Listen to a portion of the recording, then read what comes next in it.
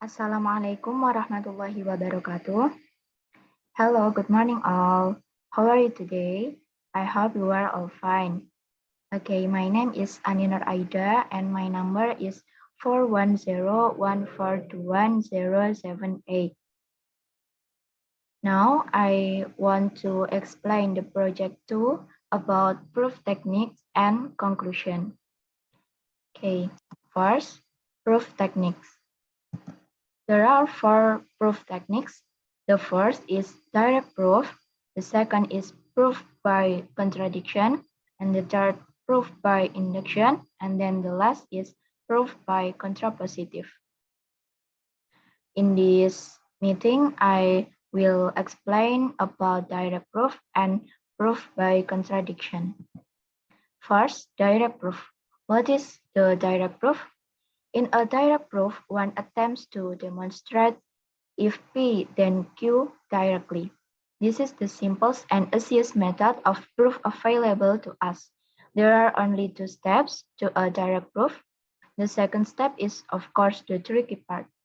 Okay, first, assume that P is true and then use P to show that Q must be true. Next, proof by contradiction. The proof by contradiction is a way to prove something is true by showing that if it wasn't true, that would lead to a logical error. The method of proof by contradiction: the first, assume that P is true. The second, assume that negation Q is true. And then the last, use P and negation Q to demonstrate a contradiction. Okay, I have two problems. The first problem, if n is an odd integer, then n to the power of 3 is also an odd integer. Proof using direct proof. Okay, this is the solution. Let P be the statement that n is an odd integer and Q be the statement that n to the power of 3 is an odd integer. Assume that n is an odd integer. Then by definition, n is equal to 2k plus 1 for some integer k. We will use this to show that n to the power of 3 is also an odd integer. Okay, n to the power of 3 is equal to 2k plus 1 to the power of 3.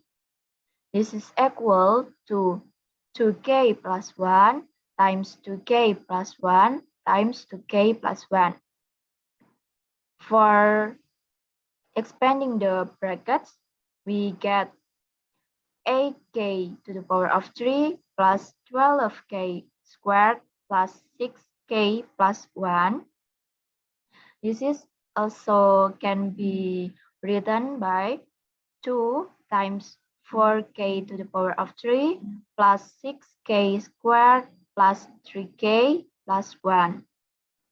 Hence, we know that 4k to the power of 3 plus 6k squared plus 3k is an integer.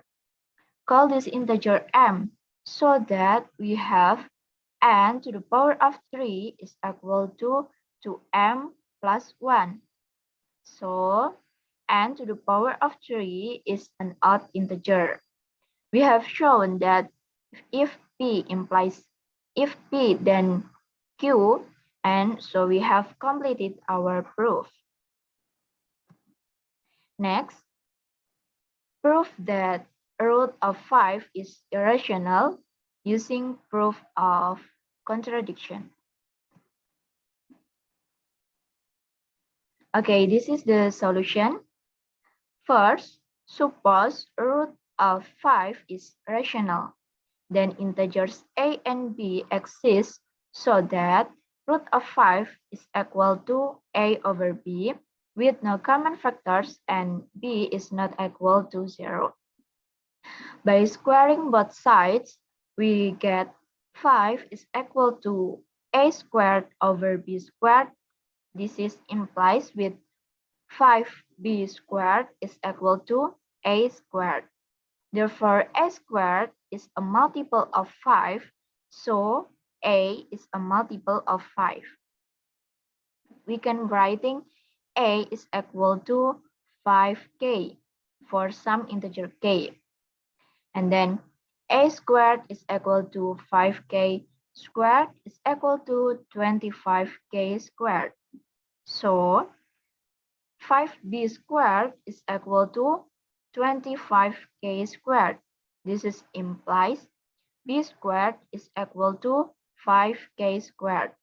Therefore, b squared is a multiple of 5, so b is a multiple of 5.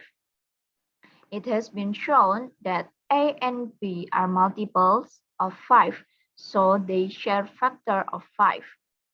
This is a contradiction of the supposition root of 5 is rational. It cannot be written as a over b, so root of 5 is irrational. Next, I want to explain about conclusion.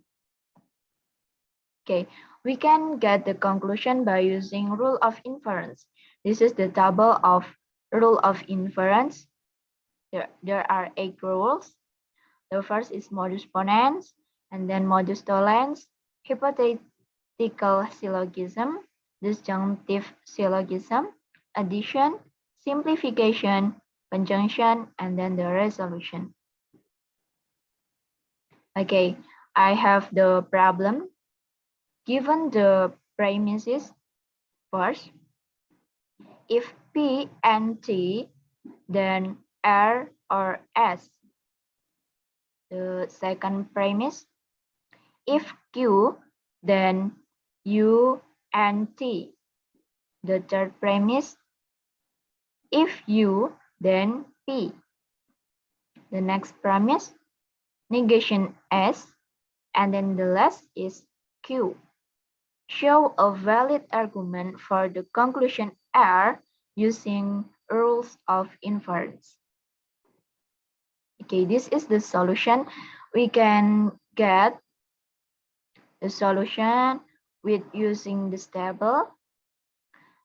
There are steps and then the reason. Okay, first, if Q, then U and T. This is the promise. And then we have Q. This is also the promise. From 1 and 2, we can use modus ponens, so we get U and T. Okay, from U and T, we can use simplification. So we have U and then T. U. I'm sorry.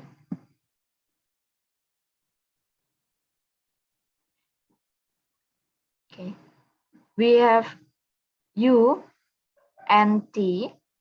This is simplification from 3.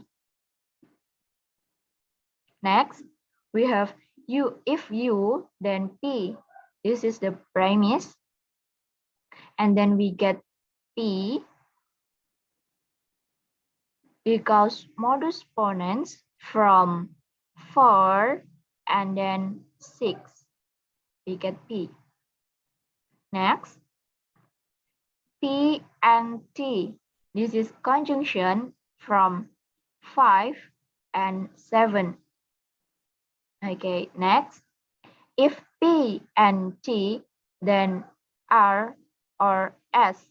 This is the premise.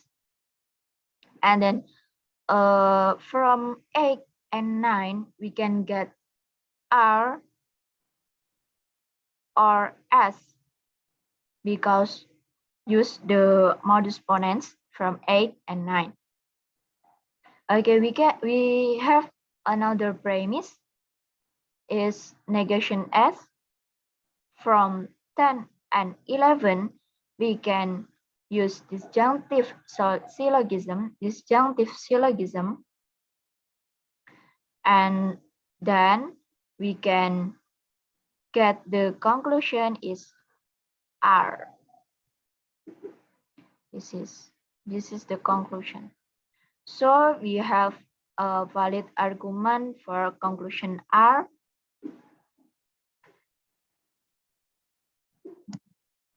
Okay, I think that's all for me. Thank you for your attention. And I'm sorry if I have mistakes. See you next time. Wassalamualaikum warahmatullahi wabarakatuh.